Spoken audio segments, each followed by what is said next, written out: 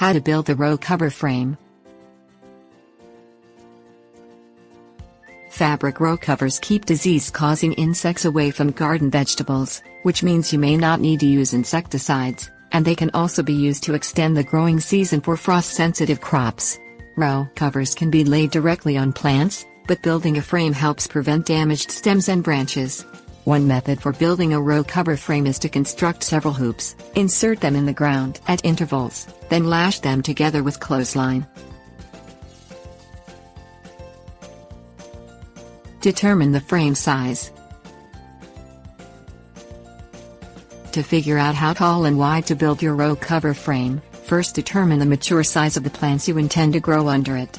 Once you know the height and width, add 6 inches to each to ensure the row cover won't rub against the plants on windy days. For example, if a tomato Lycopersicon esculentum variety grows 3 feet tall and 2 feet wide, the frame should be 3 feet 6 inches tall and 2 feet 6 inches wide. Make the hoops. Hoops create the main structure of a row cover frame. Their purpose is to hold the row cover fabric up off of plants. They can be formed out of any flexible material that won't break heavy. Galvanizing 9-gauge wire works well, and you can buy it from home improvement stores in rolls. The length of your hoop depends on the mature height of the crop you're growing, plus you need to add an additional 20 inches to allow enough length to insert into the ground to anchor the hoop. Because a wire hoop 2 feet wide is taller than one 4 feet wide, determine the correct length of the wire for your hoop by inserting one end of the wire 10 inches into the ground on one side of the row. Then, form the wire into a hoop, or upside-down U shape, until it is the correct height at the center of the hoop. Once you have the correct height, add another 10 inches to the length of the wire.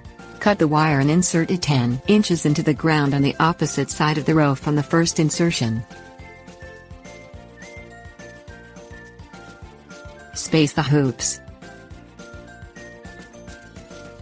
How far apart you need to space the hoops along the row depends on how sturdy you want the frame.